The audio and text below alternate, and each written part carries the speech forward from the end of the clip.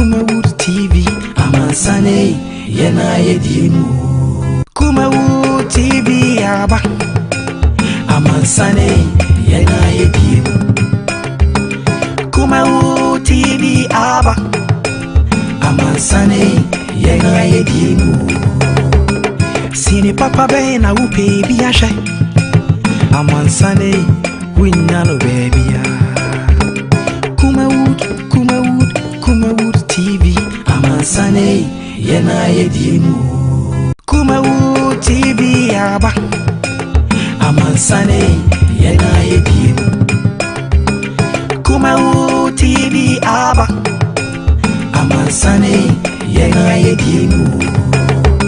Sini papa bena upe biashe, Amansane, Winnano baby.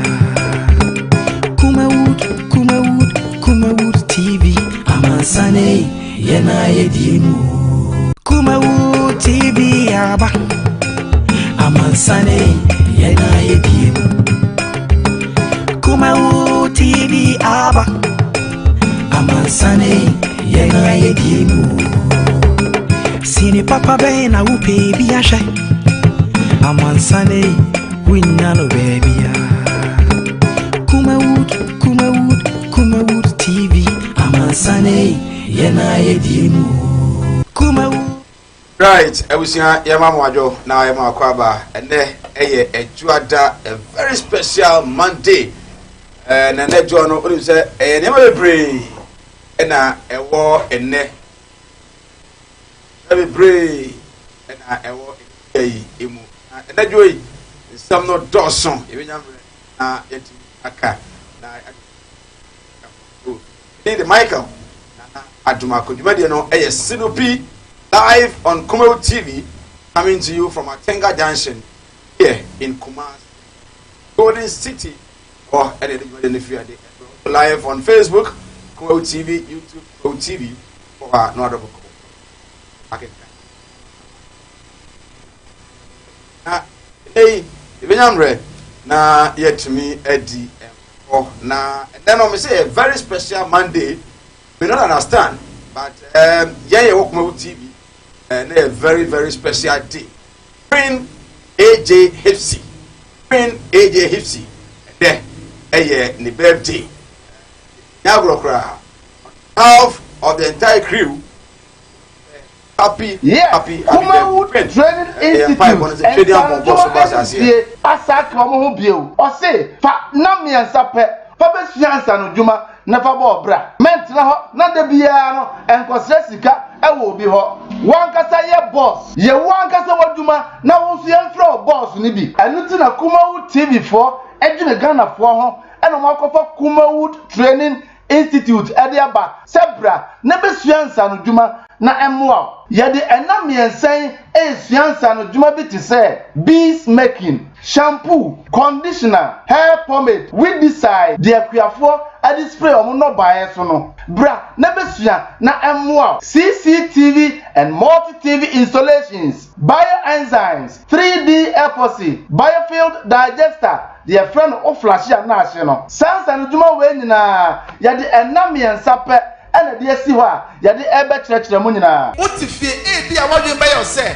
A bay day crown of Matimidi Nami and Zappe, Esuasa and Sanujuma Wenina. Mamma Chow, on Mamba last month, no, on Bedia Dance, say, Ampa, on Matimidi Nami and Zappe, Esuas and Sanujuma Bebre, and until Banning yourself in Tunisia. And until I say, for 300 Ghana cedis per, never best Sansa and Sanujuma Wenina. A basso on the 26th, 27th, and 28th November. A Friday, Saturday, and Sunday, and Nami and Zappe. And ye dear Siwa, Yadisha Sans and Duma Wenina. So fresh neighbor, baby obada, free. And not to ready, catch a wunia, no unions on country in India. Say Kumawood Training Institute for dear. How much are there? Sabi walk on school though. So go school though, Ubeti me as Yabi. And little baby I will be any baby I will free beer. But what they say, Obafaka, no Bakumase, Ahojo. Atenga Junction, baby a Kumawood TV for no, and wap pepe.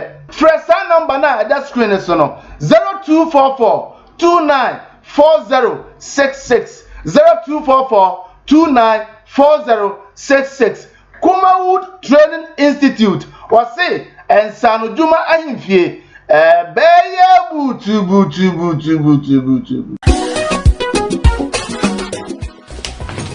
if I shop, I'm sure you'll value. Bra, and then so bien.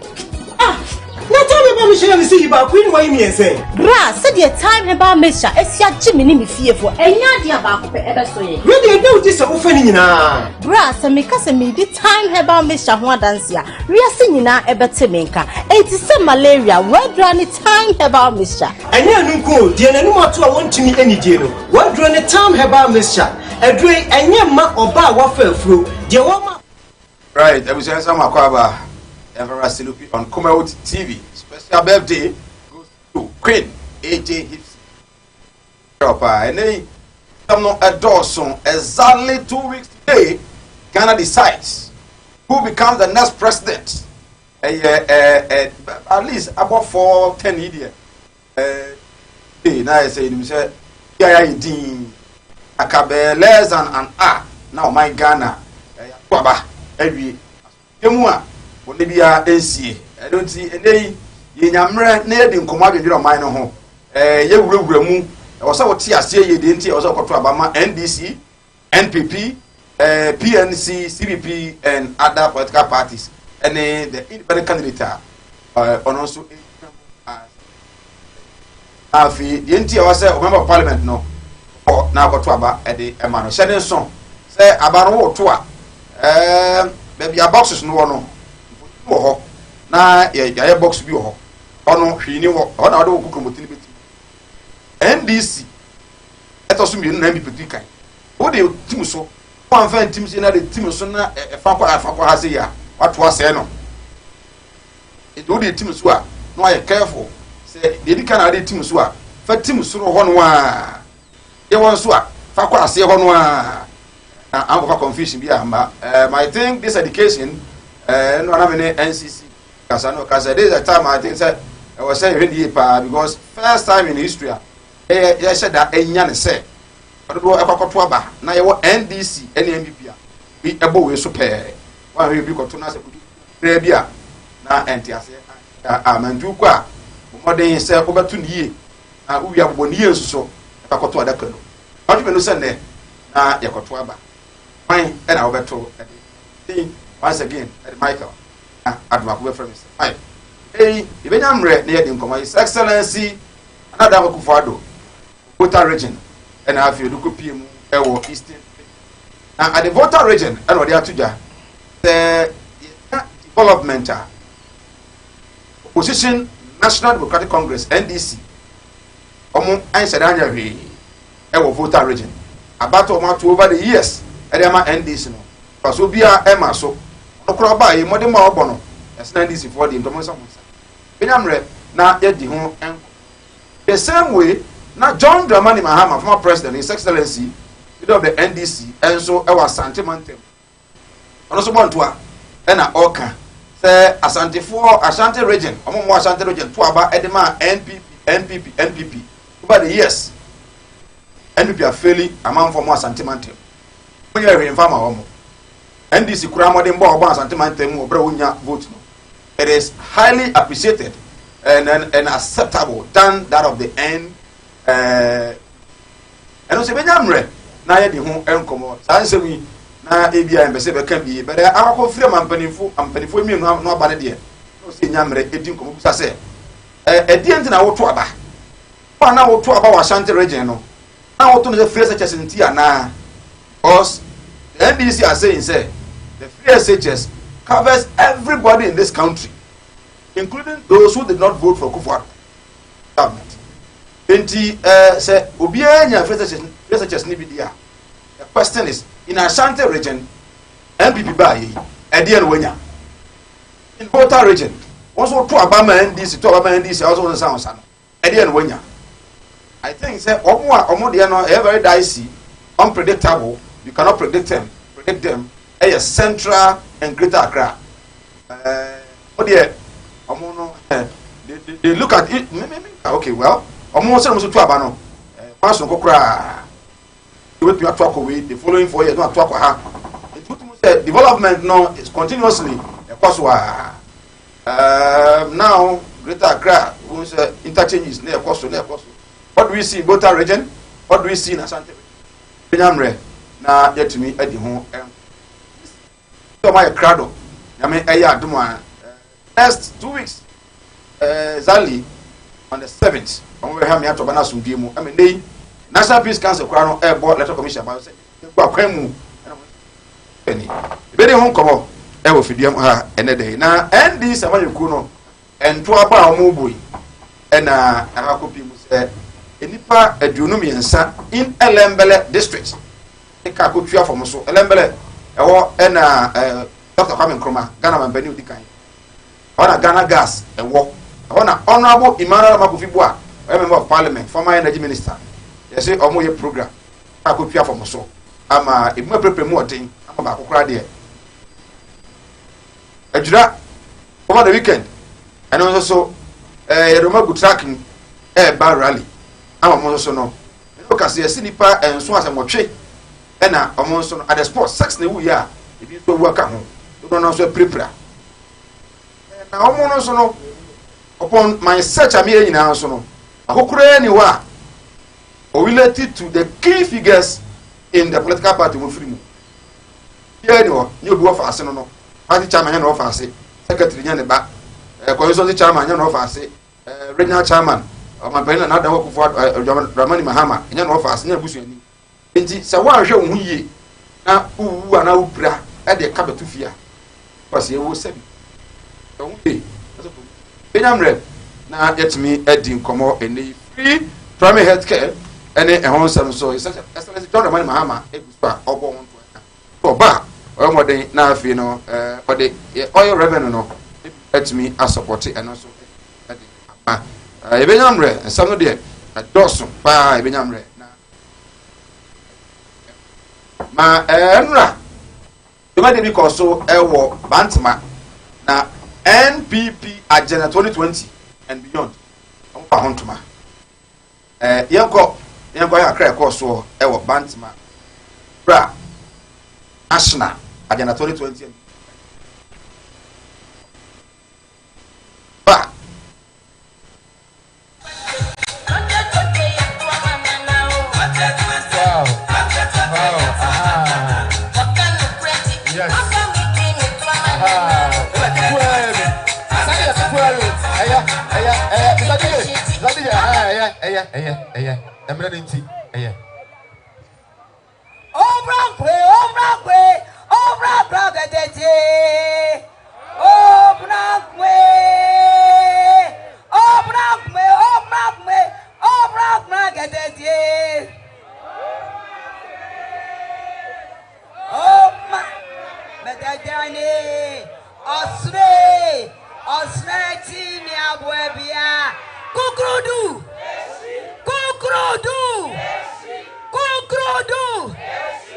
Agenda 2020 and beyond.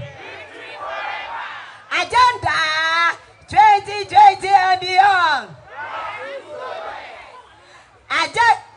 Hallelujah. Me pacho agenda for wa brebia. Eni diemu. Me pacho mon sorenko.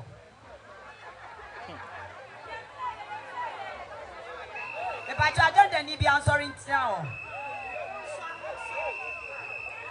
Kukurudu. Kukurudu. Kukurudu. Obrakwe. Obrakwe. Yapejaye. Obrumakwa yapejaye. Obrumakwa yapejaye. Oswe. Oswe tinyabwa.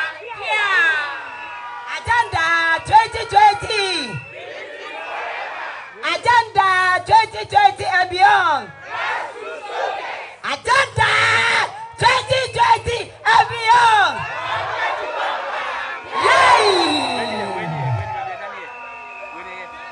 And we are no any other form of Mosia. Yet in Tiaka man and not the Dampa or Sia Dio, Yetiano, Yet chairman, Tamawu to me. ya chia ye party penifo nyina asame awuku na na bi omo ni na kire omo nya ye sa chia bantema PC any PC form where and ye penifo nyina ebi kwa from place yantena ya kodwira ya kobota region munim sa agenda yo ba bia eti adwuma ye ko afiefiem ye ko ba bia ye kire ye nuanum se esi to aba because ye to aba na de na say no aya na doso de bia me ka me say na na do be president many first person and medical benefit here our me last born free education enye easy so aba betimi akọ holy child it's not easy so bank school papa obi ya was secondary school but enye ni nyina na school fees here pay if you say me first born ebi confantepem ebi confanteman ebi call St. Roses ebi call holy child eti minim de where school fees ni sit here school fees secondary school ni nyina anya pay very expensive schools no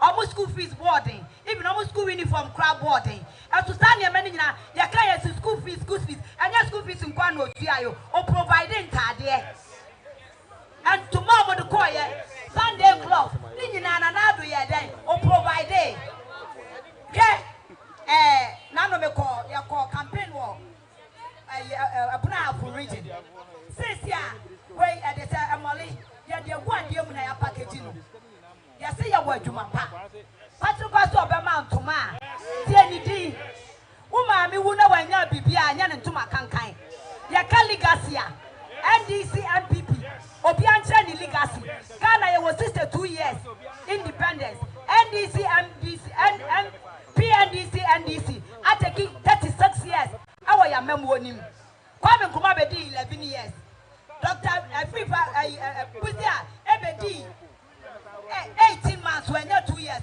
oja legacy President Kufuor ebedi 8 years oja legacy John Mama Atamels ebedi 8 years onche legacy awaya Nana Dudagwa ebedi 3 years 8 and 9 months oja legacy na this year there a research in your baye a research in your baye 2021 there you are going to give no Mr. Okwa Katira Obi, no Bisuka Kantania, no to Goiti. Agenda 2020 and beyond there. Ya say I the Tuesday, ye free alcohol, and you are no matter. Asopa and Zia to the other master.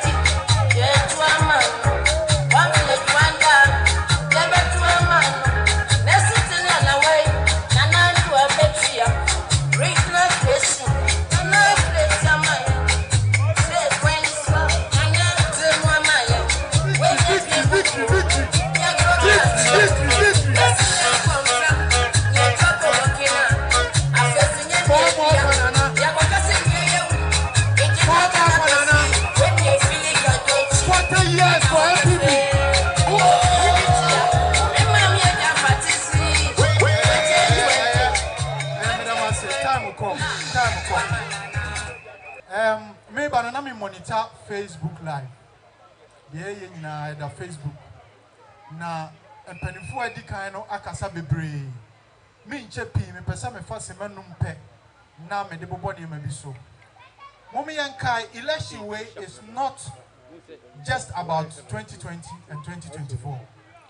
Election way your future and your to ho aba no. Moma yanko ya chikakra. Emre bi atwa mu no. Se woko hospital na woni sika ye busa o se obetumi atu answer. Cash and carry.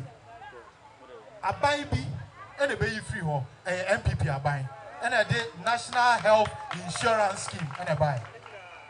Emre bi atwa mu no. One ni maame do kono wa ha. Oba akwo wo a na wuti nya ye na wukunu ni sika. Obeka waji se mame dokuno be la lusulala. Anu waji jisika na wodi ayu oba akofie. Enye sa ebi mu wo ho a no mutumi dwane je omoma wo ho. Ede na si ye kofo ba ye no odede free maternal health and a buy. When buy a MPP abai.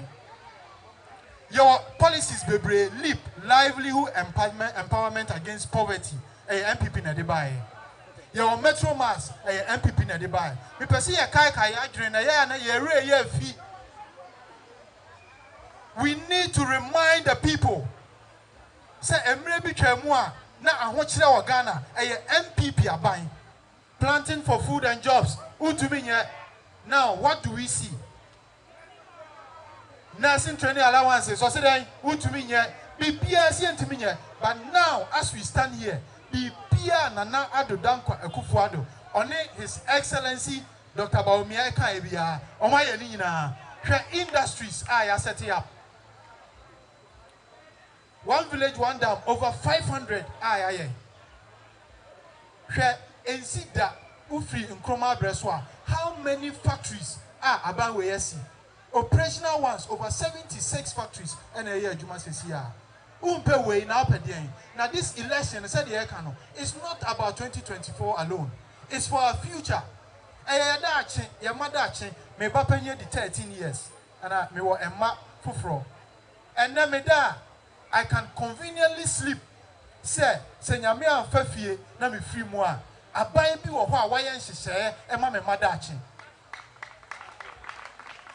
nhyehyɛ wo ho efri sɛ me ba beko school capitation grant obeko school JHS a obeko awie owie a free SHS wo ho owie free SHS ni wie a abai ne sɛ waye nhyehyɛ sɛ ye be ma loan na wo dia ura university owie university a e dey nhyehyɛ ne wo ho one village one down wo ho one district one factory wo ho there are jobs ready.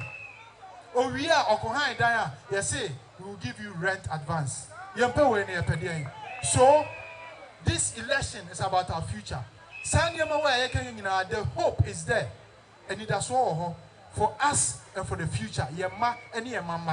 If only you're retaining Nana Ado Danko Ekufuado any MPP abaya.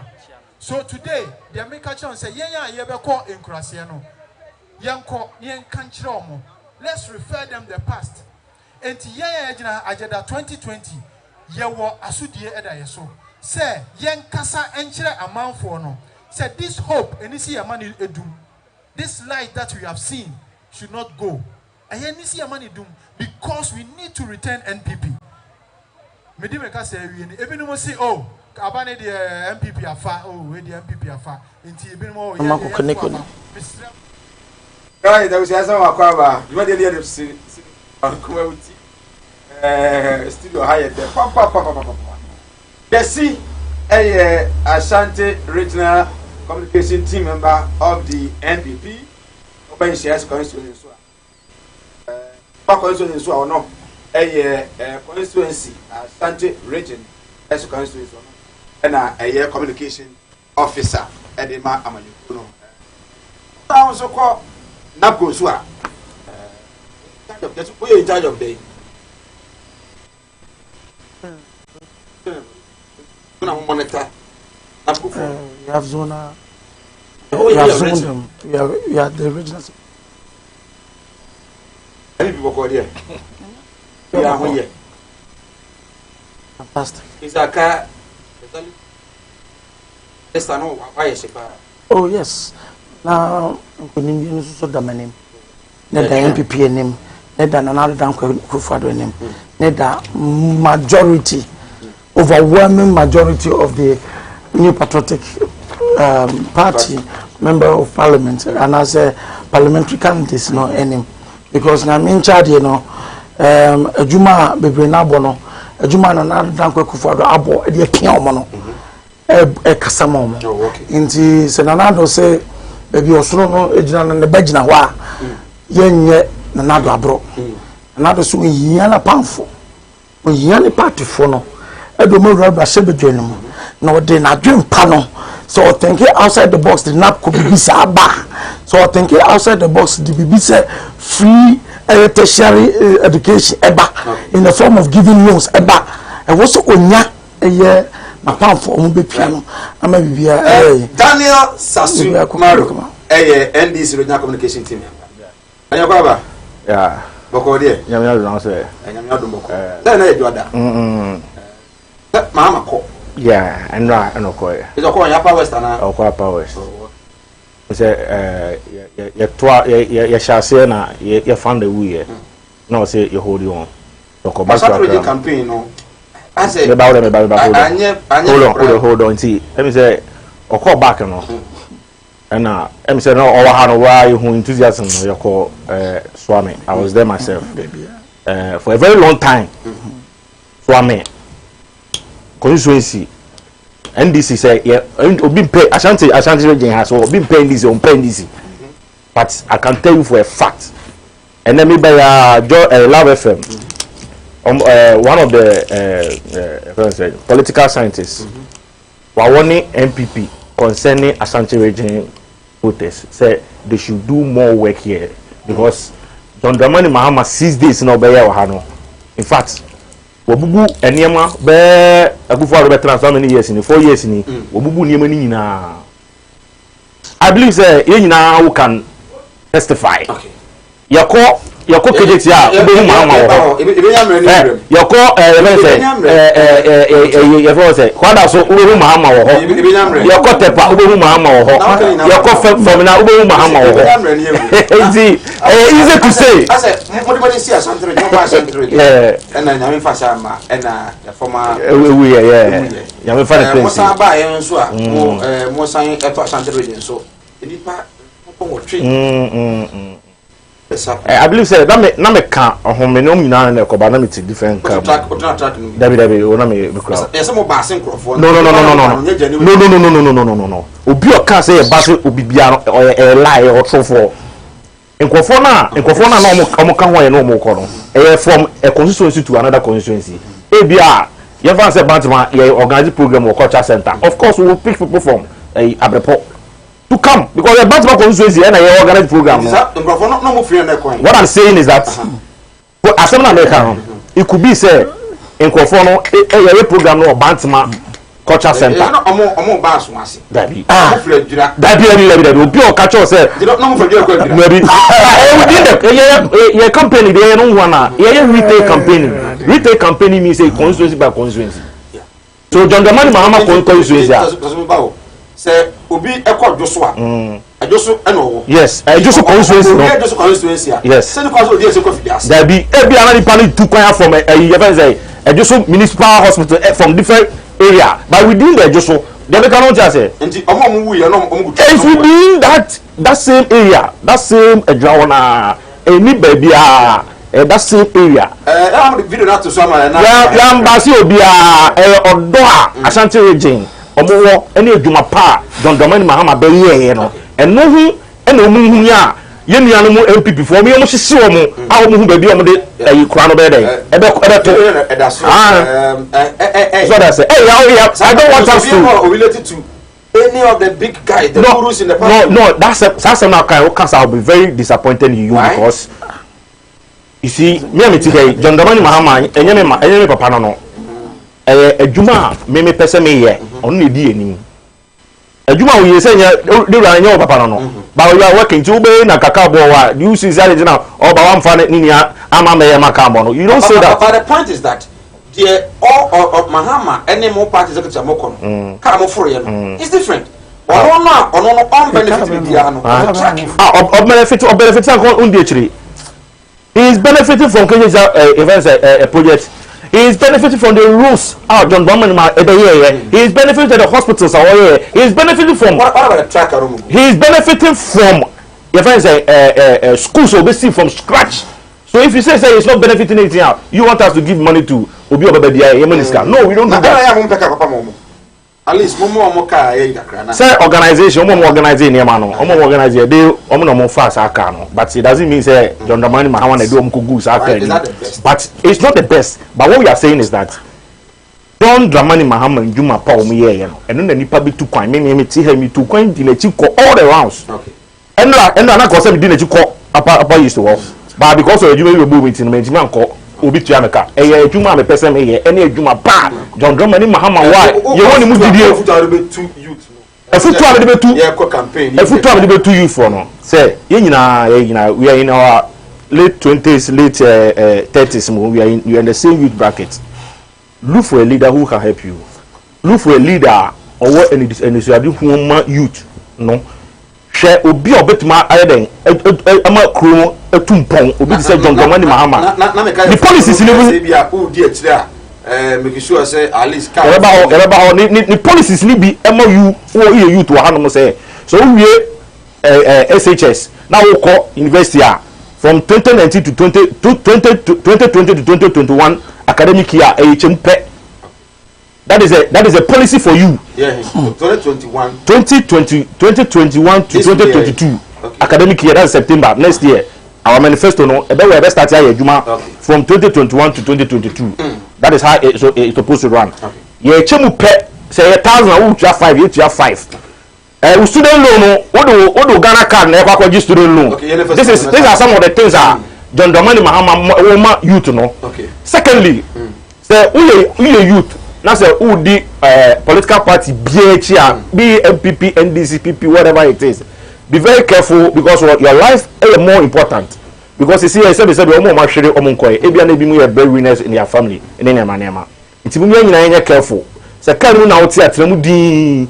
Say where is the come say mo man, don't force yourself. Could be so that say next time we be. Na fa wo ho de no mpai bo no e bo mpai ma John Dramani Mahama the nation brother. So that's we any different from what is happening in NP. It will be on so ball. So or the flag CBS today. Never come bo light post. Any advice for them? What happened at the IC Lembele and the AC Michael.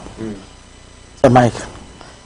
No credit I mean me no e ka san bi kakra bi before me ba wo foto no so.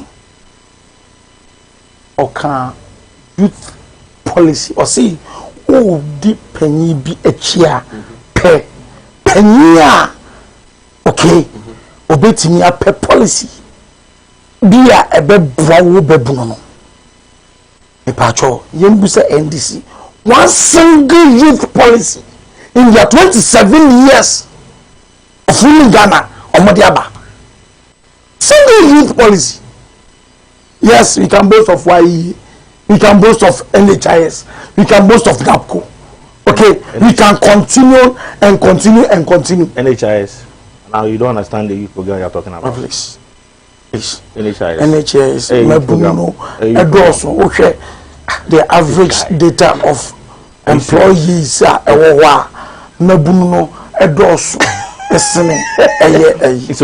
when you bring a policy should be targeted at employing the youth. Of course. So Bana said, policy bia ana abeka say agree with the mortuary and now person your boy and some shia and not John Dramani Mahama because what promises said what the mortuary and Okada could be MTTD once you offense insurance offense office Kumawood I'm here na ko penino na DVL licensing office our offense Kumawood project started under the MPP and completely under the MPP na ko statistics are there about the deaths of the death as characterized by accidents by Okada no for accident and emergency almost over 60% of accidents involving in Okada for yenya a candidate why assembly member da why friend say presiding member da why member of parliament for 3 years for 3 terms and we are 12 years no and so our deputy minister a substantive minister and so only abɛyɛ vice president ayɛ ceremonial president abɛyɛ president of the republic wɔntumi anthinki outside the box in 2021 ɔbɛma promise a wɔse deɛ okada and such a person yɛ say Ghana at your age a yɛduru 21st century a yɛduru ewiase modernization ne digitization a ɛkɔ so yi okay nea ɛbɛ sɛ ɛbɔ yɛn nsɛm ma ɛne youth policy bi te sɛ okada na enti yɛkɔ so ne aka sɛ tie minya ne nyamere kakra ma dom me yɛkɔ so ne aka sɛ yɛbɛtwa ba yɛkɔ so ne aka sɛ ɛyɛ instructive sɛ ɛwo se wɔbɛburu na wobɛdi politics ɛfa shobra na mehwɛ adeɛ wɔ bag bra adɛn ɛno nso biom na time ba mehyɛ me sɛ yi baako ne wɔyɛ miɛnsɛn bra sɛdeɛ time herbal mixture ɛsi agye me ne me fiefo ɛnyɛ adeɛ a baako pɛ ɛbɛso yɛ wede ɛdɛ wogye sɛ wofa ne nyinaa bra sɛ meka sɛ medi time herbal mixture ho adanse a wiase nyinaa ɛbɛte me nka ɛnti sɛ malaria wɔadura ne time herbal mixture ɛnyɛ ɛno nko deɛ n'anim ato a wɔntumi anigye no wɔadura ne time herbal mixture ɛdure ɛnyɛ ma ɔba a wafa afuro deɛ wɔma akwadaa nofoɔ ɛne akwadaa a wɔne mfie dumienu ansa na wobɛtɔ time herbal mixture adura yi bi no hwɛ sɛ wakɔ hospital anaasɛ lab ama wahu sɛ wowɔ atiridie malaria yi bi ansa ayo sɛ time ne yɛ time herbal mixture afei malaria fever bi ada ne ziba ɛwɔ mu no ɛbɛtua kɔ FDA ahwɛ adwadie nkratoɔ yi mu agye ato mu sɛ ɛyɛ well our pia obusia yi say ifiri mu mo aye de den nti meslewa we na fa kokko we film na say dia wa wonu tua wo fa say no mo aye de na ma menti wo de we na wo yere na mfa nkonkoye diguma na ma me wai ebusia yenko nkumase ah mo nkumase Martin Luther oh na it's been a long time oh yeah me say Minia, obra kwantu ya wo. Semina na ma ya nka twenani ahwedan yo. Ne busu ya pani asoma me. Semina me pada ka. E wo kuma se afamara. Na me se ya chini. Ye nya da ka yi bi. Nansani mo na mo da so a. Wo hia me de we ni problem kra. Wo beje di se me free Dubai betru Ghana. Ana me na na kwabedantwi. Wo to na nanu ansia do. Ni eja yi ni bo me so. Ewa brede mi ni kapre odufo bi na kire me grocery casket shop ah ewu Kumasi labor haya me ko ho no ma anu musa ne mi yes kan hyehyɛ yo Wo de bi ntwa no. Mi sika ye di ma me se me fa fa ni. So afi so ye se me ambulance.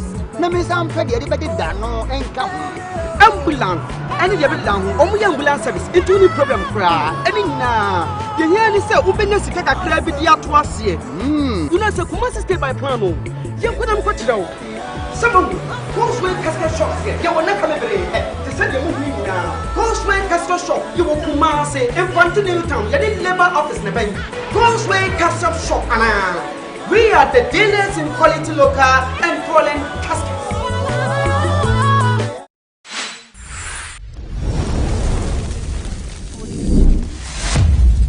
Kumawood TV. Amansane. Yenayedi.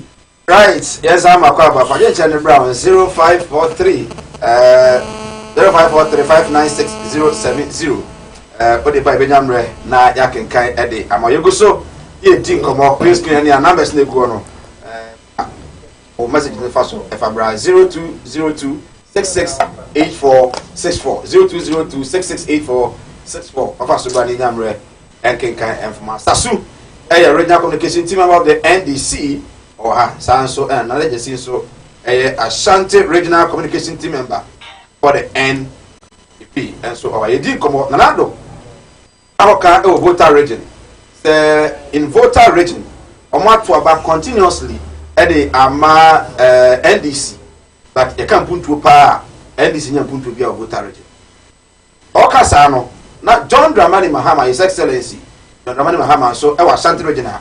And also etu asantimai ni omo ti Kumasi ni Asante region for say almost what papa e de ama NPP and so almost hu hwe inyamre na yeni hu enkomo wo aba wo to ye e de ma NDC ana NPP paso ben en wonya pa je channel bra inyamre enken kama live on Facebook Kumawood TV on YouTube TV. Now, Jesse, who to my for any combine. Just a minute for to my for now. Okay, that's it. No credit na you too me no for. You say party for na bit say NDC for. I said you son omo opponent omo opposition a strongholder. Now omo person omo ye akaka bensem kire say omo edom. So wo doma okay. Obobre oba be gina asante mantem. E gina apem obo se ubenya 1.5 million vote. Asante mantem ma. Oba be gina ha because former president former vice president Emisata wo eye Jubilee Park ya mampani kufo eye e be gina so ka kire eye asante mantem ne se ombenya de 1.5 votes. Na ya de no pacho enya de sre obia dinesa apem nebo aka asemo se adesre yesra de dinesa pemebo se wo de hwebe udigare botoma asantefo digare botoma sa vosu no bia enu bi na John Dramani Mahama eye no ha no woni ne kwa kubu an ne Samuel Fine na sefo eni sasumo amoye no ha no se hwebe asante region de omenye bibi 1.2 million votes eni de ma gap eni de ma 2016 we are determined any house to house any mpuntu juma ayaye okay say there they are the said they beto timem phone nim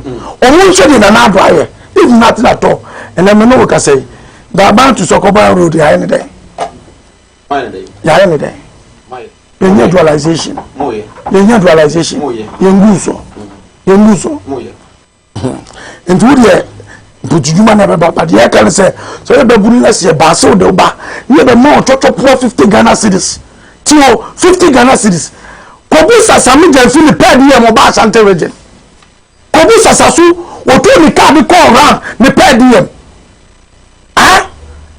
kobu so omo regional executive ni omo pad ye 2016 aya omo na national organizer then ede omusika no ede abegu Jubilee ana ode famba guduntu etu omo pie lie ema ba bia le pinso because na omo president aba be yisika tutudi ka omo di akire no ka wo so omo nya bi podwe yemusa wa wo fro eya anyaka yemusa wa wo fro tipatron yemusa wa wo traka bi enkonkom yemusa wa wo na wo di moto nipa mienu nyensa na mudi akire we bi niam bibi me pacho tie have you not been doing say asema na kan me say you busa na sa wo do free ba bi ba ye de nyasa sentiment man na say dey so freedom na ye mo say na obi ayema na say wa hu de media ye free SHS for no more than that than kwa kuwalo ase wa hu ni pardon ma mo ba mu free baby o mu sentiment me ya o mu protect wa ya fifie ya na ye ga do mo entisi ya kase wo ye NDC ababunu na se bi so aya kasa kase o mu twi wunya bi ntwi aya sikadie kase o mu di o mu ti wunya bi ndi even John Dramani Mahama ene die mu ene onwura aya die afiaswas ne gade abetiga aya Kenyan girlfriend ya mano $10 million efie mini na me asosu onya bi me fan no nya source of reference that be as say that be as a public knowledge and as there no public knowledge but for me I just be able to say madam say obi de unless some the counter you bow $10 million number $10 million two amanyoku mienu omo especially in their stronghold oba Asante region not for NPP then na NPP ba omo ye wa ha and then in voter region not for NDC then so na omo so etimi eye ho sasu his excellency how can voter region say zero mo ya dan and then so yeah compare what have been doing in voter region and then what have been in Asante region mo stronghold omo to omo mo ya there ho then when it comes to the munya ban so bia what do you do here our first 10 minutes yeah I believe say before the show no okay now you discuss about it please onu enu kwanso okasa asem obenu no ho na Akufo-Addo because voter regional sasu ocha papa onim hwe ocha papa he doesn't know anything ocha papa ocha papa ocha me papa yemfa ni die ma say na flow that's what I know money di na Akufo-Addo no president of the republic president Akufo-Addo ani die no ade kasa obenu no ho kire say ye to abamma wo wa Ashanti region ha 75 to 85% it me to abamma wo as of today ultimate boast on one district hospital in Ashanti region. You can't boast of one if I say school from scratch, a cabinet approved, a GOG project, a cabinet approved. You can't boast of one university from scratch. And you are talking about voter region. In voter region, we the NDC, yes, university from scratch. And then you must. In 2011, you had the parliament, and my parliament passed into law. In 2012, you have Fanipa 154. I'm on the first start, and in the first one, and in you can cross check on your phone. You have what do you call it? E-blocks. My E-blocks. You have my voter region 7. Okay. You have my voter region 7. So over PCFL online, Auditor General report. On 123, you know, Mama Shas, you know, we know.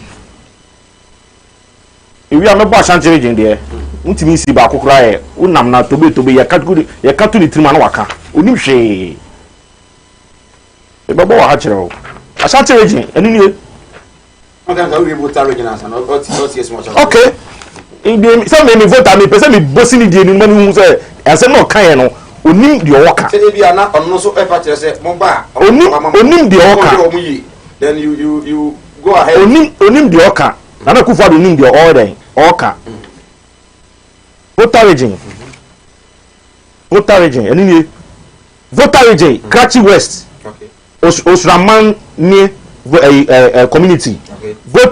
Voter region. Agotime Zope. Okay. Voter region Ketu South. Okay. Aflawo Road. And a voter region South Town Agavu. But your name is only a problem but because free e-blocks no. E-blocks. Okay. E-blocks as I'm no okay. Voter region Adakuru. Okay. Voter region Krachi East. Ni na John Dramani Mahama and the Sima voter region. Most university. Yes, university from scratch. And most 7. Yes, 7 E-blocks. E-blocks. Yeah. Okay. Yeah, no. Ya answer in so hospitals. How you see any government signed contract for 5 hospitals, polyclinic and hospitals voter region. Your friend saying Bamboo community polyclinic. Me say I'll move actually because of yes mean to me and member bonus and it's here. It's your cap project tangible project sebe and your toilets. And then NDC project, company project B, NTA project. We are talking about governmental projects. Voter, you can't rule the road. Me print Ministry of Road and Highways. Ministry of Road and Highways. Our room under a construction. Asphalt road in Ho, Keta, Denu, Bando, Hohoi, Eastern Corridor Road. There's a whole lot of roads. No, Eastern Corridor Road, no government has been able to complete it. Okay. And the nature of the road, you cannot use 4 years to complete it. Okay. But you're in interfaces in progress.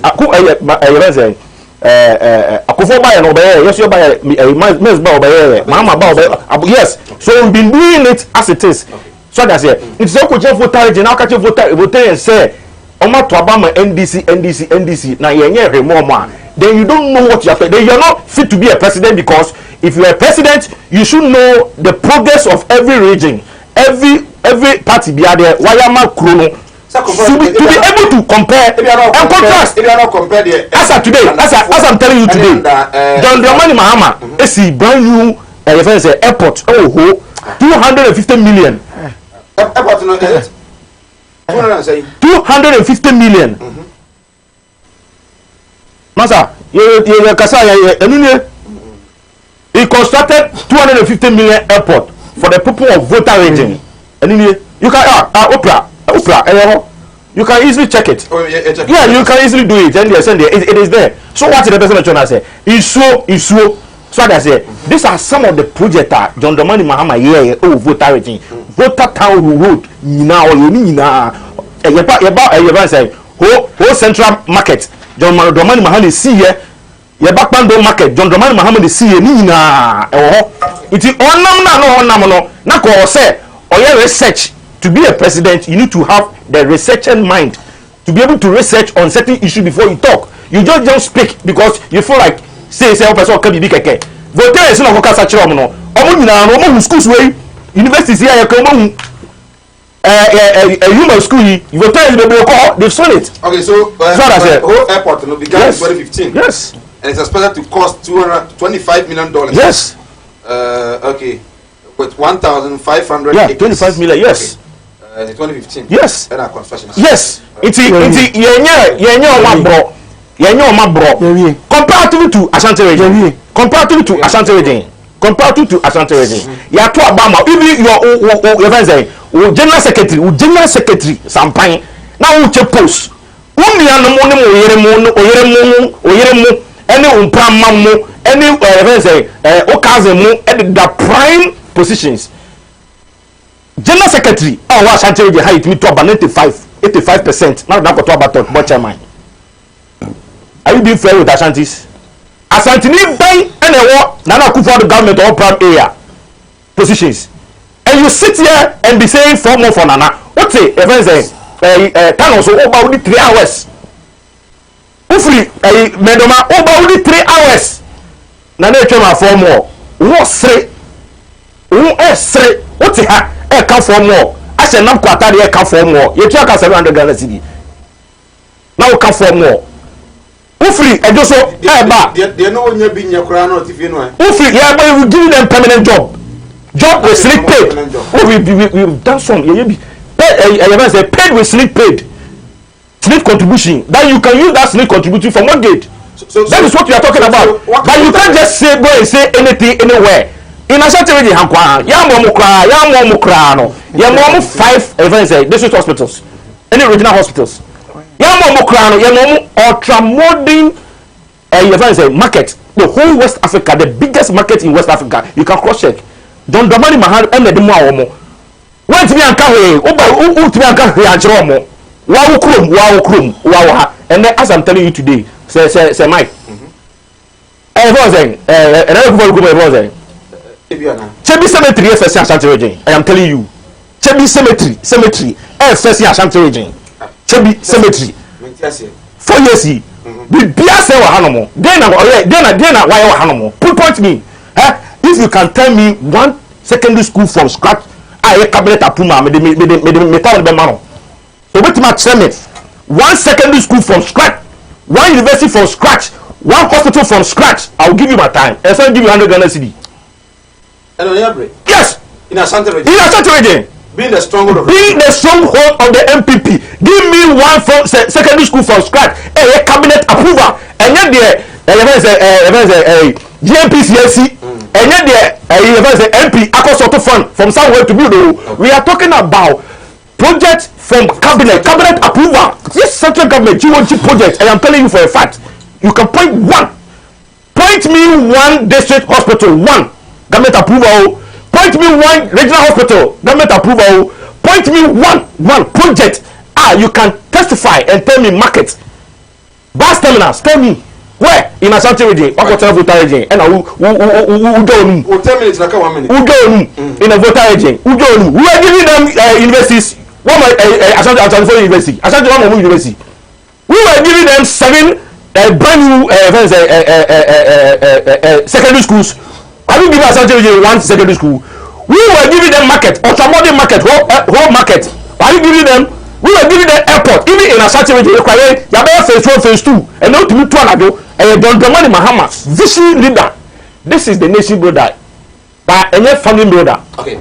I was you didn't come on now. You come on any policies are cutting across the entire country. The one penny ever kind of voter reading, and it's a NDC almost the NDC over the years by Mpuntu Abom.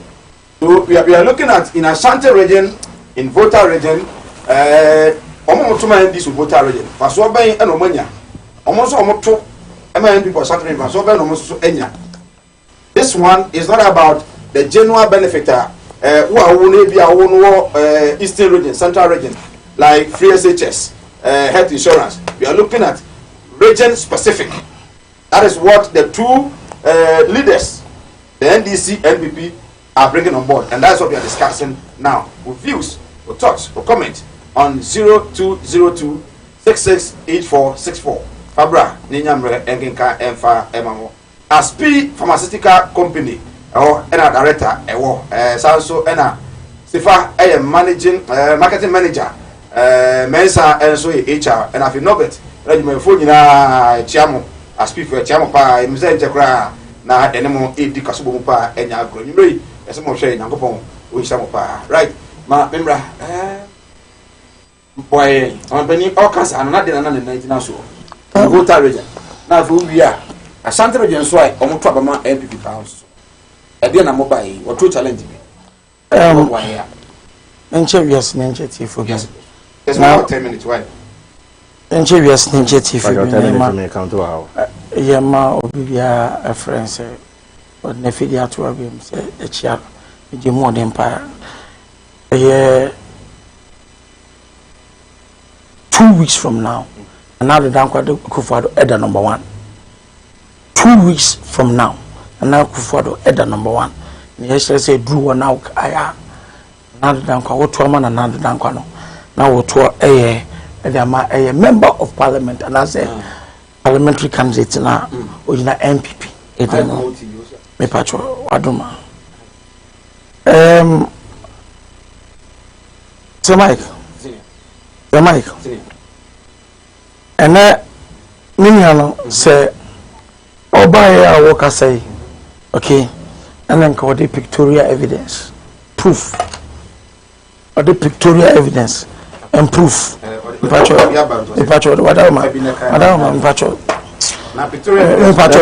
evidence. The patriot here for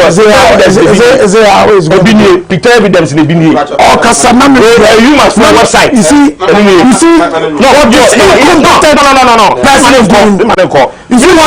Ministry of Road and highways. You can easily Google. PCFL online. U-Blocks. Auditor General. Yes, Auditor General report. On U-Blocks. Anna, you're bad. This is incompetent. Stop talking. What is all this? Join online. 5 days hospital. Why do you making this behave like this? Why do you making this behave? That assertion over here, that makes me walk in with my document because I have document here to prove everything that I've said. I got 2 weeks exactly by this time. I mean, I'm now Ghana. Yeah, to a baby. Don't misquote me. If you misquote me, I'll cut you. Because you misquote me. By this time, no. Now you can't even go to the kind of banner. So I can't sit here and say lie. Who airport no plan? So you should withdraw that statement. Say is there. Me need any fact to prove what I'm saying. This is the fact. We are still doing it. We are live television. We are live television. Contrary to what I'm proving. Okay, fine. I grant you. Bring me out. So to me the bar. Me dey turn in a man. Let's sorry. Oh, you see. Sex, you see, my children 2 challenge. Let's say, we now come 10 minutes. But I don't know. Say, and next couple you can say we not say seriously. Ultimate discipline, or guest our about show seriously. I'll be pleased with you. I just want to say, I need you all can say me yesi can draw attention will be me say that you can put it down. Someone can tell me no. I ask him say, a friend say, a walk on road, no walk on 17. 8 years no better now so no. Does he have a single pictorial evidence? I want just to me patch please. Otina so 8 years, Otina so I water region when I say the whole of Ashanti region. Me say it, please. Some amount be no. Ya woduma. Me say as a make no. Me look say walk on road is not under construction. Is it not going on? Is it not going on? Oko a friend say yes I told you more. Is it not going to market anymore? Na money you need to a kwanya dia e ko denim. Omo pension 8 good years. 27 good years of the NDC. On me a single hospital. Almost starting your money no. Ashanti region. And you are an MPP first 8 years. Yet we put you up for emergency hospital. Which on this one is an extraordinary friend say edifice. Okay? Now I cap for me now and your family ready. And you are not going to go. I want person will take credit in family.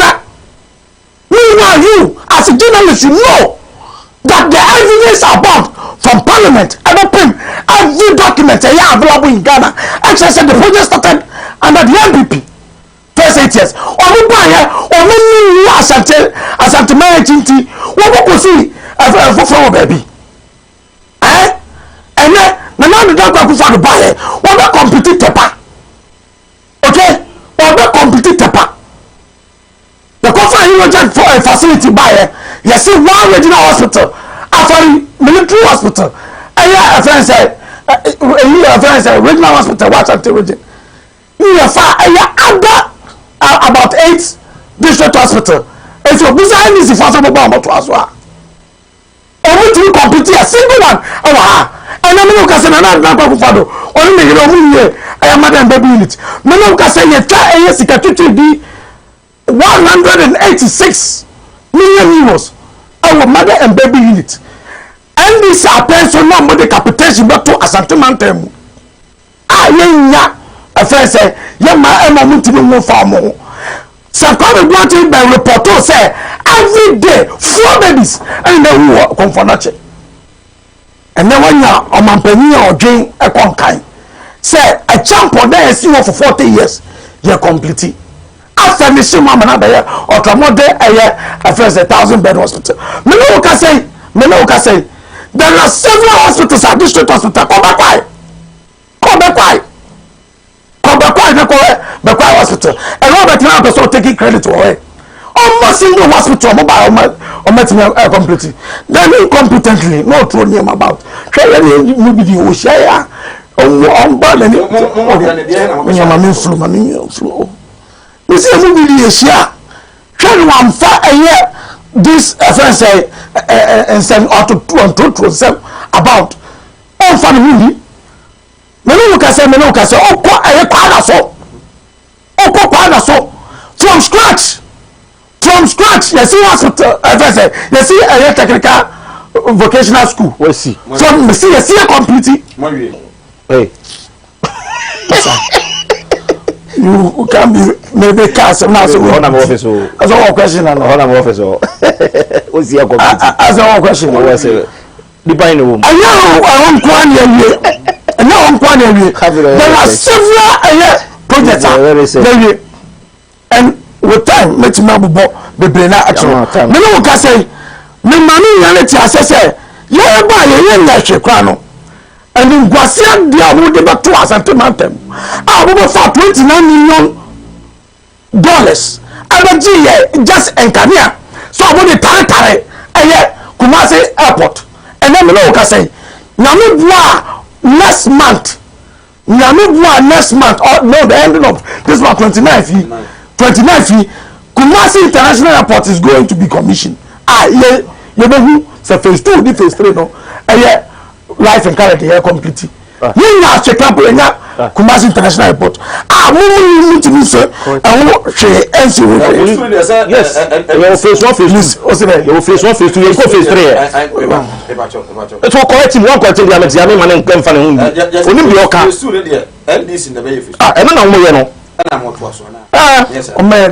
phase 2. Yeah, phase 3. Kumasi International Airport is not on phase 3 or phase 2 as of today. So you don't know, I'm telling you. No phase 3. Please. Phase 3 near the end. Baby, please answer phase 3 near the end. You see, you do this with him when he was going about, you stood there. Questions are now Ubusano. Maybe now Ubusano. Oh, take me back.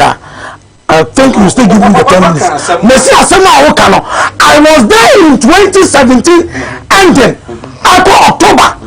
You call Kumasi International Airport. President of the Republic, Nana Danko Kufado. And he has spoken more from. What's the end is the brother? And can you know what the batteria? The movie some say, what's the Ukosi? There's an airport at 25. Now, Bash at Manton, the other bed 29 million. And you say there are other continents, other countries are maybe 25. I see a whole new airport. Okay, let me make us we are now open say of one of them. Make say let me mention a few that I have. Okay, I just don't want us to go on with the picture, the as your phone entry picture. And you zoom in now come man zoom in over several schools are over KSDS over KSDS school no we say NDC community day no we say na remove just 12 unit classrooms 12 unit classroom and more KSDS here, I mean, no, say, a 18 class unit block, we know, and yes, we know, Asanteme, there is 18 unit classroom blocker, yes, you complete. I don't want you now, and said yourself, or 12 unit classroom block, and the dependent. You're believing in expanding infrastructure, you're believing in just giving a facelift like you're doing my ayakas. Kumasi America, and the call now me say not a single school SHS and there was something Masia new project not a single one. But my boy will know somebody being say the person say finish as a constituency. Okwa so ko ba ya. Yes, brand new I started 2017 under the government of Ghana project. The last week the last time I have a video so GMPC project. The last time I bought my video so you have cause to call your former headmaster and was set the record straight. GMPC project. Sir, the project is government of Ghana finance. It's a lie. Complete. Okay, GMPC project. Okay, please, can you be disciplined? What is this, man? No, please, let's not know. No, you shouldn't continue that way. Yes, I will make my view. Make my view. The producers know what I can do. 10 minutes. What is what is undisciplined? But voter region. You want an India comparison. Let's touch on voter region. Let's see what we have done in voter region. That makes the presidency say almost someone if I was working with the 10 minutes, the interjections will take you 3 minutes. Man, 3 minutes, you know. The interjection take it 3 minutes. For 3 minutes, come down. Okay. But you know, we catch on and say, oh, is your Santa Regina? You're on ongoing construction of a Kumasi Central Market. Okay, the phase 2. I cost to giddy. You buy your incompetently, or almost a foreign project now. I hear open sodiano, and I'm a boom. Open sodiano, Mubaji. I need a bit of it. Every man, yet me, I take it market. As sitting in the books of K area, Menoka say, a tour of Mubaji and a Mudicha. I know person a district hospital, a metropolitan hospital, and that's a metropolitan facility. Mutima air John the Manima, Yamano, because on Yashe, I was Santimante, on Yashe, when you beside for I'll take a car about the sea. We need to be a better was Santimentema. And now about Menoka say, to say that you would Jachi Busumke, Jachi Busumke Girls Senior School. Yes, see, fresh from the scratch. Me patrol, me say school ni baba school for never started January. So please abotre pa. I'm asking because I have a lot of information about not this city. I know only me didn't come about that school. Me say school for never started January. No echo. To me car say school for because a completed facility but enquire dey enim. South na ko kofo de na ye dia to no na eno so enquire enye dey enim. But o call the see now to kakwa. Now we know ahwefo abo na mo be pembre aya an independent work. Na mo pa mo be tima be dia dance say na na dan ko ba ye woni e di ni ebiem akoya wo be fa so eni akosa suku mo ye dia febio so ye ya pa dia so pa na na dan ko ba do ucha akwan do akareje me say ye ndi si fo mo a single interchange omo ba o ma yin wa santema omo pe vote afia. But you see, all your comparative analysis now so percent a year. There were several construction of warehouses. Yes.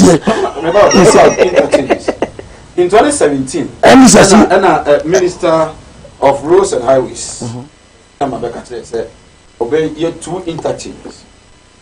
In 2018 budget, not a woman or a full room and that was Swan roundabout. In 2018, the same thing. As we speak, you patrol me catch yourself. You nim crown MPP are buying by there. Okay, they make it good or promises of just constructing a year and yema Mampeniku for continue with the yema Mampeniku for start here. I end this for abandoning. A billion money, no, tell me what mama. A billion so for interchange. So for interchange, I know from the plan about to air Cambridge Jasna and is for Asante you are strong. What happens to the 2 promised interchanges we promised? The minister was emphatic and told you, say, feasibility studies on my year no swame. Actually, 1 Kumasi na pipelines. I can sing none more. Unless you want me to waste time and measure all these things, then that project, some pipelines need electricity lines na that one every Kumasi until so many an alternative and your man. So when he was promising, when a contractor has been given, when a contractor has been given the mandate to do all that conversion, me a man, the parliamentary approval. Say uncle so enya, are you telling me say because a project another timeline men or the man project don't you see don't draw me onto that because my name be breaker. Maybe man but oh some classification my family say oh so Mike I am man am sadini. Okay, project now can of bro. The pictorial evidence about and I'm a bachelor. All these projects, okay, deliverytracker.gov.gh or delivery tracker. We say we are Shanton region to do TI mass DNT. Any TI mass DNT, KSDH DNT. Oko asymptomatic DNA. Oko a friend say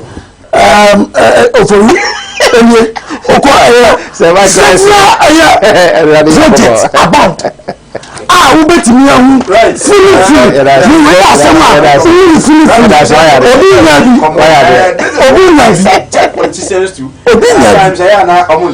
the fact is clear that Mpuntua I mean voter region and Asante region. So in 2017 it was clear Asante region ebenya 2 interchanges amaso. In 2018 the same budget not amaso, and that was a question I asked her. Now person question kakra, but that is that course where casket shop say oboy me dey na bro one year yenku ade usen nei ekwanya bia eni wo se ba kobo besia dabi omode a na ekọ goes with casket shop wo na wotumi mu a omo for that ato no na wo san ai wa dom na odua musika wo be ye yeni na bia na bia ofa free no wotumi e akoto enti obenya frodaka obenya ambulance ade efunu batumu obesan nyantoma mpagwa ahena kwa becha kwa ma bi video coverage no sam musika ka ho ye wi ada abeto bia ofa no 0243 737-457 0243-737-457 Ofrea Obajo Sukumase Fantino Town and a Gosway casket also and I was season 2 season 2 edition no it was echo so ejakra near Ben Obuano ever said that ever my time ever mixture do back one in with your pa ma umpomodino esipesita na what me so aboduma amomai no etimi atu you try home racks ma e ba e ba to aso na yes yes Kumawood Institute and Sanjuma Ahimfie asaka omo ho bio o se fa na miensa pe fa be suan Sanjuma na fa bo bra mentra ho na da bia no enkosre sika e wo bi ho wan kasa ye boss ye wan kasa waduma na wo so ye mfro boss ni bi enu ti na Kumawood TV 4 edwene Ghana fo ho e no makofa Kumawood Training Institute Ediaba Sebra Nebe Suansa no Juma na Emwa Yede enam yensen Suansa no Juma bi te say bees making shampoo conditioner hair pomade with decide de akuafo adi spray omo no bae so no bra Nebe Suan na Emwa CCTV and multi TV installations bioenzymes 3D epoxy biofield digester the friend of flash ya na ahye no sansa no dwuma we nyina ya de enam yensa pe ena de asi ho a ya de ebe kyerɛkyerɛ mu nyina wotifie bi a wadwen ba yo se ebe ye den kra na matimi de nam yensa pe asua saa ansa no dwuma we nyina ma me kyerɛw omo ba last month no omo be di adanse se ampa omo timi de nam yensa pe asua ansa no dwuma bebre anunti ba ne nya se wontimi nsua anunti ya se fa 300 Ghana cedis pe never be sua saa ansa no dwuma we nyina so on the 26th, 27th, and 28th November. Friday, Saturday, and Sunday. And now me and Sapper and the idea see what Yadisha Sans and the Duma Winina. So fresh neighbor, baby obada, free. And to ready, catch a wunia. Now we are some country in India. Say Kumawood Training Institute for the Omotra dear. Sabi walk school though. So go school though, ubeti me as yabi. And to baby I will be any baby I will free beer. But what they say, Obafaka, no Bakumase, Ahojo, Atenga Junction, baby a Kumawood TV 4 no, and Wapa Pepe. Fresh number now at that screen is no 0244 294066 0244 294066 Kumawood Training Institute. Wase and Sanujuma Ahimfie beye butu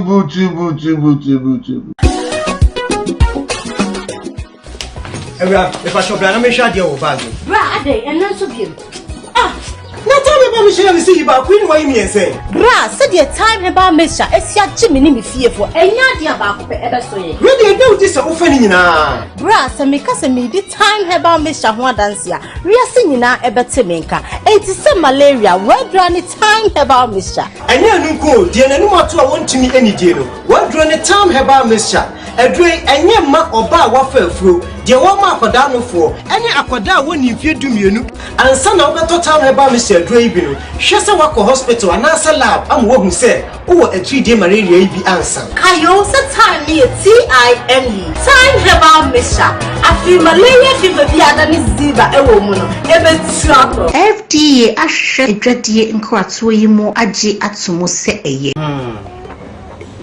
well all pia we say you free mu why the den the slower we na fa kokko we free na say dia wa wonu tua wo fa say no mo ma ye den ma menti wo de we na wo yere na mfa nkonkoye diguma na ma me why ebusa yenko Kumasi munko Kumasi Martin Luther. Oh, it's been a long time. Oh, yeah. Missy. Minia, or Brapon to Yao. 7 and a half, and curtain and Yasha Dion. Your penny as mammy. 7 and a half, Kumasi. Namma, Chini,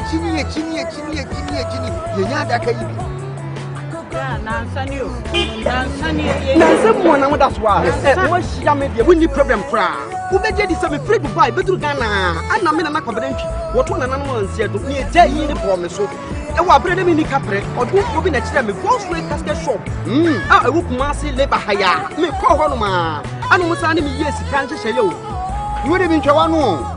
Misika ye di ma me se me papa no. Iswa afi so ye se me ambulance.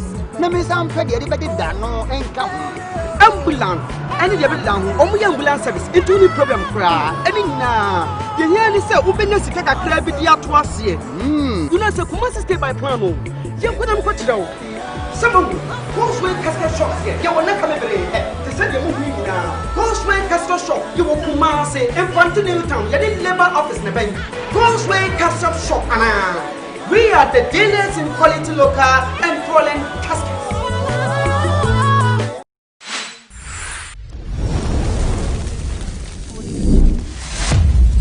Kumawood TV. Right, I was just you are the live on Kumawood TV, live on Facebook and YouTube. Kumawood TV. Okay, some of the don't know. The people want so after we come with me, as I but like it. Now I share and then a birthday at the Queen AJ Hipsy. Nya brokra, we are near Cluny na. But here the pa. I think I just know a can and it generates me at Wasso. I say good evening, Mr. Host. Please let the NPP man be to be quiet for us. Okay. I have now seen the NPP party as liars, and any of them can lie more than their leader. They have done nothing for us. We don't want them again. They should stop lying to us. We are tired of them. Okay. Now do the number. So Mike, tell the NPP man to stop deceiving Ghanaians because every good thing in Ashanti is done by the NDC. So they should give us a break. Watch it from Agogo. Also, the NPP man is lying because the e-blocks contains 24 unit classroom each by Musa, a teacher at Banco Community SHS. Okay, Banco Community. And what here? Sir David at the Amaya. Okay. Top 100 adult achievement in Ashanti region. I'm reading messages now. Ashanti region less than 4 years. Some of the projects are ongoing and others completed. Remember, the NDC did not complete any project in Ashanti region in their first 4 years. Not even a toilet. They don't complete any hospital in Ashanti. They didn't complete any hospital in Ashanti region. Not even the Kufuor irrigate hospitals. No, they are 100. They only say number and from above 100 projects. See, it seems the NDC man hasn't researched well before coming to this program. He has no evidence of the completion of the 40 years abandoned Bekwai Hospital by the Nada. Who is Nada? Who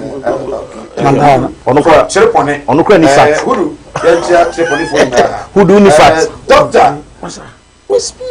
Baba the master planner Kintampo. Also, President Nana Addo is number 1 on the ballot. Let's all vote for him to continue the free SHS NAPCO 1G 1F plan for food and jobs for all. 4 more for Nana to do more. We say, Isaac, my challenge with the NDC is that they have been making noise and reading insults. What kind of politics is that? Please advise the NDC man. Does the government have to build all what is saying when good ones are existing? Okay, the question is also asking. Masaudu Bantama, good evening, Sir Mike. I'm enjoying your show. Ghanaians are going to ensure a resounding endorsement of the President of Kufuor and all the parliamentary candidates of the NPP. The battle still remains. The loss. Regards to Mr. Akowa Swami, MTTD Department. Okay, then pussy from most from. Hi, Sir Mike. I like your show and don't want to miss it. In fact, I enjoy your questioning. Please tell the NPP man to tell you one major project they have done in Volta region. Well, it was didn't come on for now.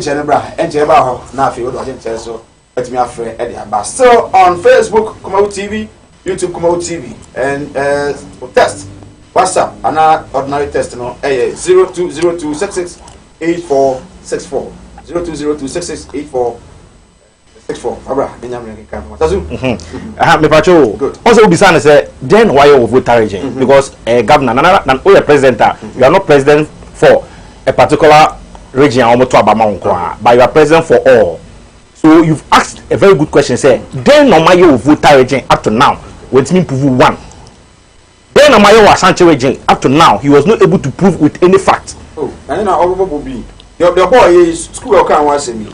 John Jacob was. Me patch us school no tie me. Sa school no. Enye government of Ghana cabinet approval project tie me. Government approved. Enye tie me. No me patch. O can say for this energy free GMPC and then MP no. Yes, but hear me. We are talking about projects from cabinet approval. Okay. Governance your governance. Approval. If you are born 34 billion Ghana cedi, and you are telling me say building secondary school from scratch, who could this go for GMPC and MP common fund? Where is that money you borrowed? You have I've been able to prove to you, the MPP, you will be or testing, you will be or say in Ashanti region. And near my Ashanti region, so you put up 20%. And near my Ashanti region, and those will say MPP 1, MPP 2. And near my power Ashanti region, and this in the air.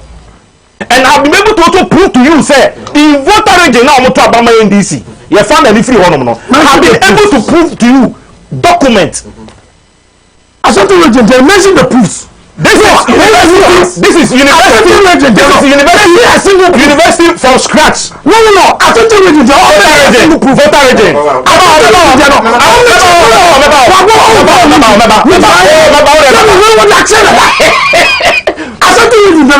Therefore, me pacho wey university I see voter region from scratch. John Dramani Mahama, I mean, in conform mu 154 students and they don't first back you don't start here where a cabinet approval project I don't know can was them and you be able to see here Ashanti region from now hospital no come from now from now hospital city online from now hospital before from now your man was 7 brand new scratch senior high school from scratch 7 from the hospital 120 bed from the hospital district hospital in Ashanti region has been installed for nearly 2 years due to lack of funds. The assemblyman says they are waiting approval of funds from the finance minister to complete the final stage of the project, which started in 2015 president. The district chief executive Adansia North Eric Kusi told City News only 5% work. Only 5% work on the project remain outstanding. Only 5% work remain outstanding. Okay. Yeah, there you go. I was part of the team now a health committee for parliament on all these areas. Project no. So I'm fast from Cornwall. Maybe you have Sicano was ready. Move to action. More than can be about maybe. Let me clear this thing. The Iroject project, the money didn't come because of the Arab Spring happy war. Egypt, because Iroject company, Egyptian company, it delayed, so the money didn't come. John Dramani, so let me say it. Okay. So John Dramani Mahama, a vision leader, the nation builder, Etnasin was saying, okay, let's do this. And no, or catch contractors and they say, go to Barclays Bank, then Barclays Bank, for loan. I mean, in 2014, or catch say, go to Barclays Bank and go and take 175 million from London. I mean, it's FM, me try and try, City FM, and now I'm starting 6 district hospital, 175 million. I'm starting 6 district hospitals now. Jet, Sikana Antimi Ambano. So John Dramani Mahama, he founded the 6 district hospital in Ashanti area anomo proof check j so the whole thing why be o hemi bia na be wo be so wo neutral so na wo kan a obi be hu say asama me kan no kore no irreject money didn't come. John Dramani Mahama Ecosoto found from Barclays Bank $165 million to establish 6 district hospitals in Ashanti region. Famina Kao,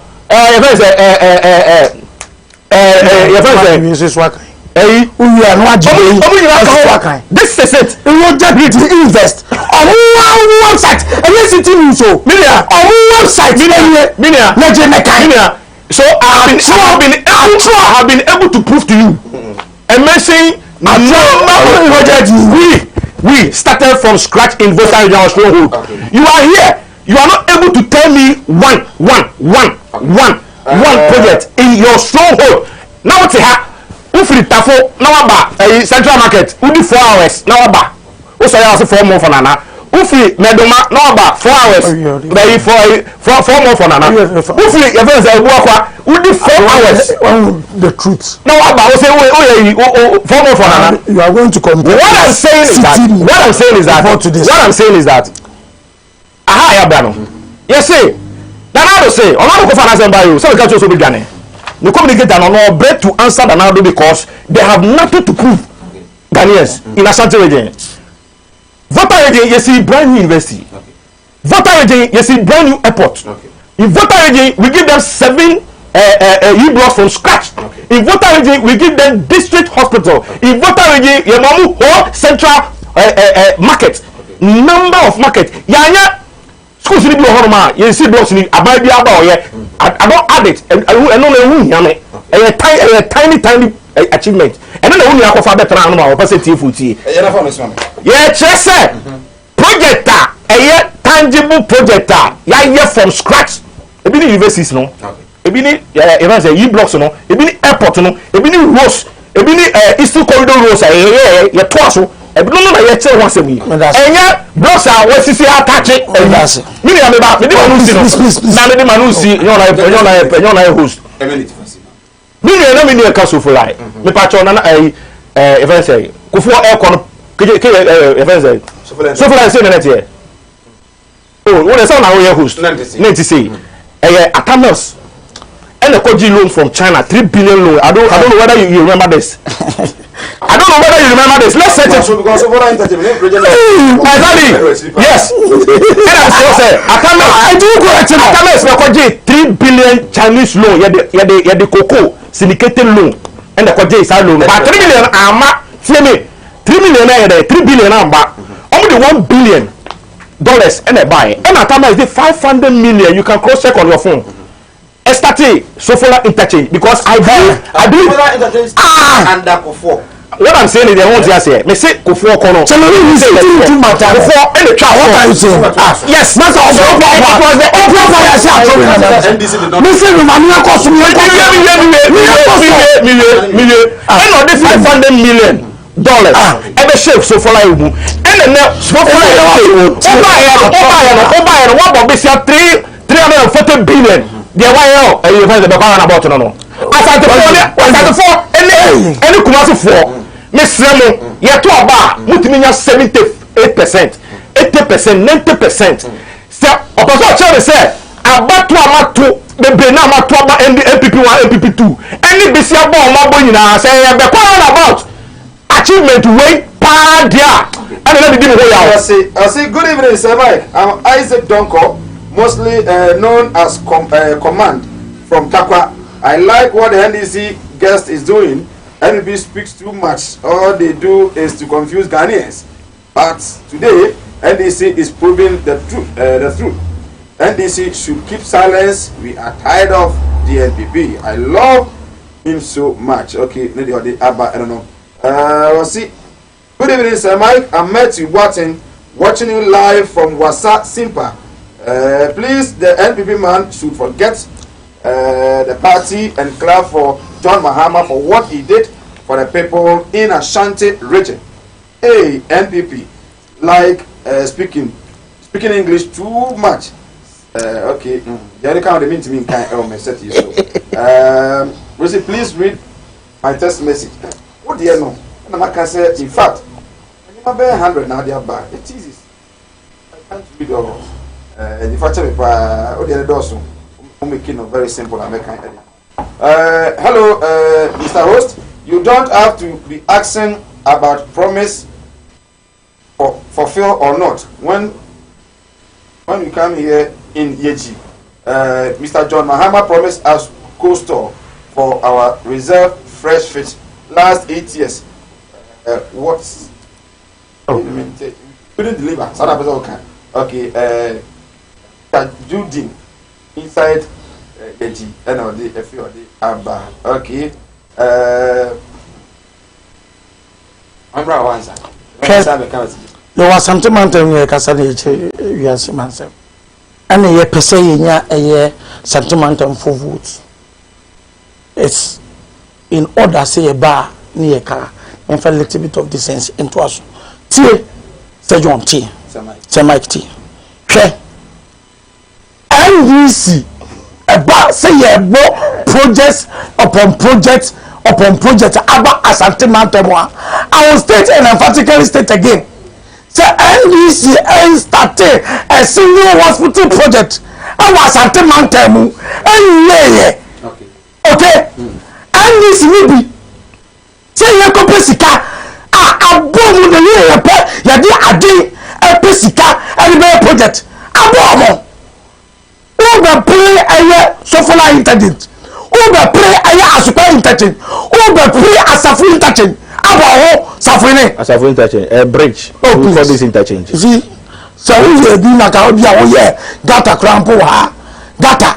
We are from us was a project one wire sentimental. Any KGTR, any say Kumasi Metropolitan Assembly. I know open for Nana boom. And I have here. President, I want to be outside the box, so. And then you got projects upon project. I think for some person who here, a sentiment of the now, maybe the bomb, we patch out many infrastructures now. Many can say they are complete. Kumasi Airport may also phase 2. Ongoing construction of Central Market may also 5,000 capacity stadium. And when may also Kwadasu Model Creative Arts Senior High School from scratch is not complete. You see, let him keep his big shaft. Me also, I John Ajekunku for Model Senior High School. And we are competing. Okay? Oba Jachimbo Sunke Maka construction of KNUSU Obuasi Campus. KNUSU Obuasi Campus. KNUSU Obuasi Campus. And then construction of Kumasi to Obuasi Railway Electric. Okay? Construction of 330 Buankra in airport. And then 300 what? I need a new 330. They say 300 what? Yeah, can be sick. 300. Most people are project started under Omapaniko for person. Now NBC buy now in 8 years I'm not abandoned. What in airport? Oh man, so break back up on the tour. A jump on. Please. But my money you know hey. No, oh, just here the phone is from my dad. What am I on the phone? Nothing. There be some person make us a dinner. Don't be you person make us a dinner. It's your person for what you should do. The dinner. Ah, say no, maybe we are pa. Me prove and source to prove my fact. Construction of 15 warehouse, construction of 6 business and relations centers at Obuasi, Colombo, Nkaria, Efidiase, Makaso, what's up source? Okay, then you want the biggest integrated waste and recycling plant. Zoom Lion initiative. About members of Otono under FSA project. Oh man, I hear tax service. And so now let the NDC man at least they have only the money stop building schools from Eben, Kochi That school is in jobs. Don't boss. All the way. Was it Iron Boy Sunyane NDC all the way? NDC man. Okay. We say must not say the baby 100 achievement of Nana Dawakufuado. Baby, Mama Kumasi Airport phase 2 and 3 ongoing construction of Kumasi Central Market. Phase 3 the airport. Phase 3 just see that was phase 3 new. 0202 0202 6684 na yente onka phone obetumi afre ha Kumawood TV mama me how many minutes from phone from obetumi afre na afi ejimi ko so kasa obi ba na let me say I said do the time that kwasha a for na friends come na no company so but you can say I one district one factory okay you want multi-food processing factory power sabina perform Oko do food processing factory. Oko ni Casapiaco fruit juice factory. And one district one factory. How kwada so? Oko rice processing factory.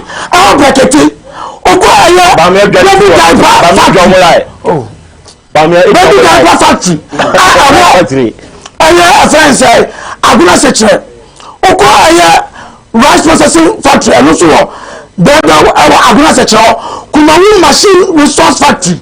Okay, anyway, I'm not just a Kumawood. You said license.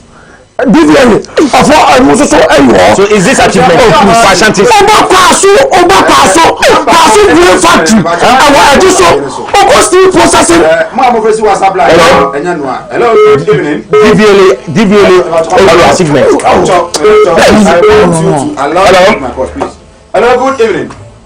Hello, good evening. No. Because I can misbehave. I can misbehave. You don't see. Hello. When it's your name, are free. Hello. Would you have free? I'm a Casa free. I double to district. Okay, yes, you. I'm a Casa free. I will give you a control. I will come to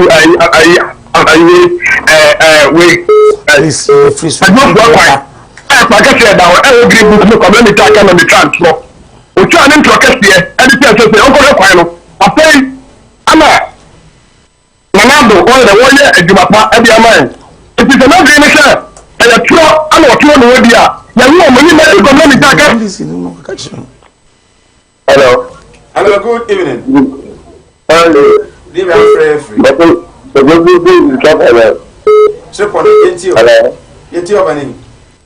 Talking to the NBC man, the recommended number for and everything. Okay. That's it. That's it. Also with me, Fred. 0202 668461. Hello. Good evening. Hello. Good evening. Good evening. Yeah, we are friend Ray. I'm Fatima Kasasi Kumar. Okay. Yatibetwe NDC MPC yatibetwe sanade wayebi different one years number 2 years 1 years on 1 year 1 month but any then I see. Hello. We are our free. The free for something. Okay, Udi, now you see. I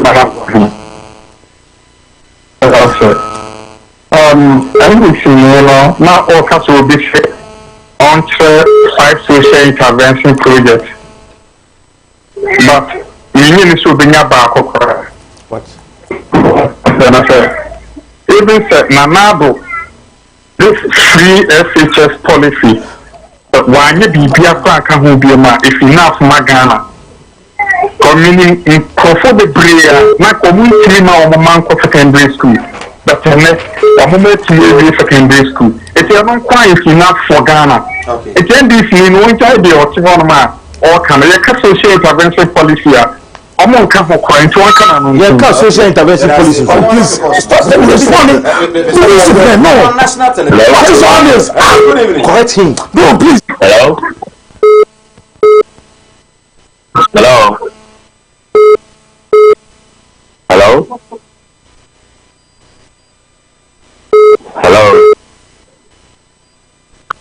But your friend is somewhere. Listen to you. Hello. Hello. Hello. Your friend is somewhere. Listen to you. Hello. Hello.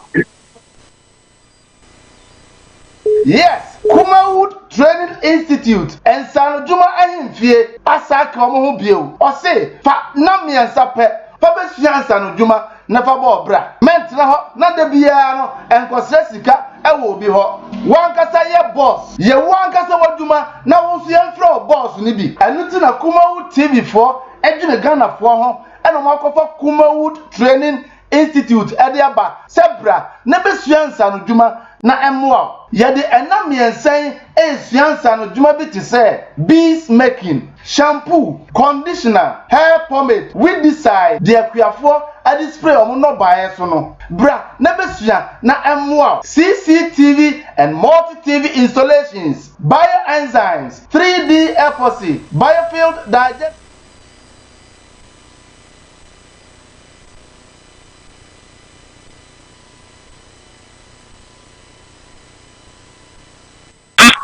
Hello. Hello. Hello. Hello. Hello. Hello. Hello. Hello. Hello. Hello. Hello, good evening. Good evening. Good evening, Alfred. Okay, it's you. But actually, we are speaking to NDP policies very good. But according to this year, we are ready to find 2020. Then share the country region. How many people? Let I know. I don't know what to do. I'm not going to employment. This is not a clear. In Chelsea, 2020, 2021, we share to my mother doctor. Okay, yes.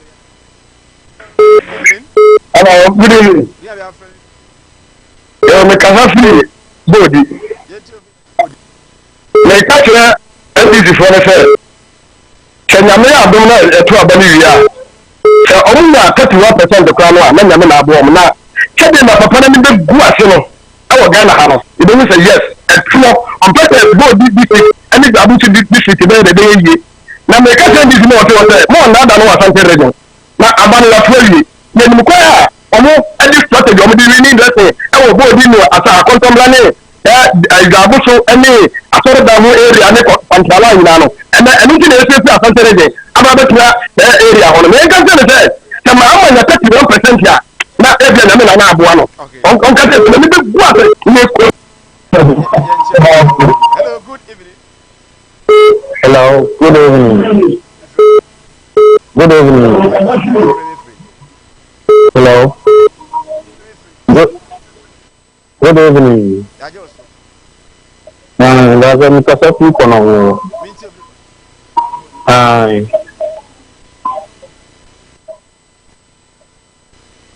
Hello, it's your Kasa. Yes, MPP, mobile, you are the back to problem. I can't man. I'm not going to government of the and the papa NDCI.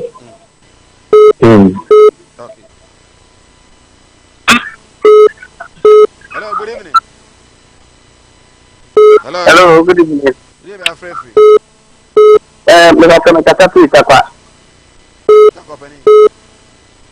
Good evening.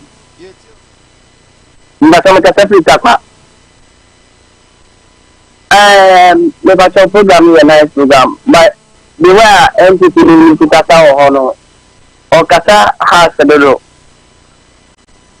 Right, I'm going to what they are, right?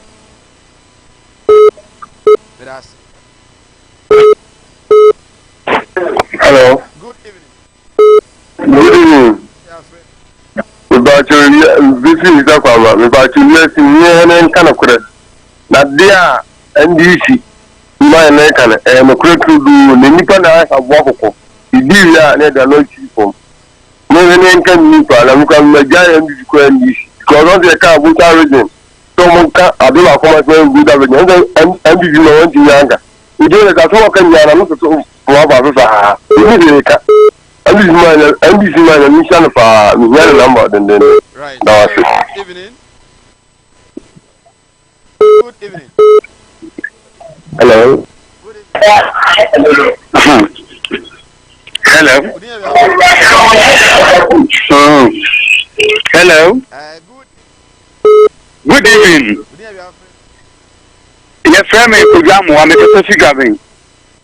Who threw a challenge be? Who threw a challenge be said? MPP meaning candy on my yama Asante mine. NDC meaning candy on my yama Asante mine. No more candy on my yama voter regime. MPP meaning me and Kasa. Woman need to be a catcher. Evening. Hello.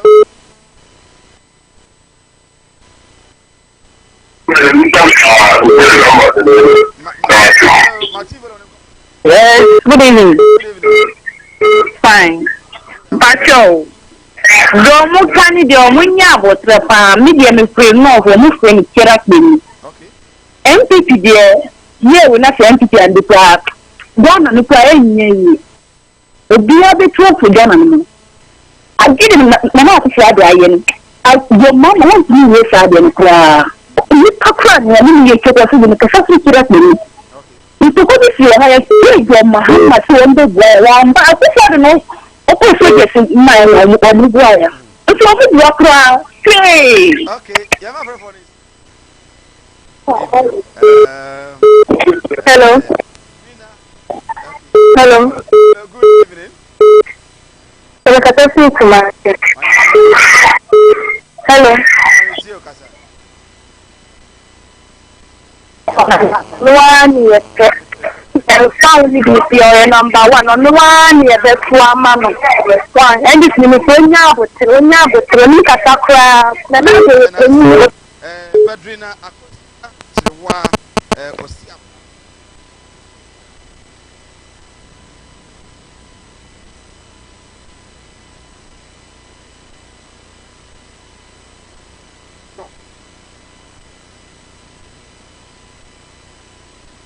Panaso.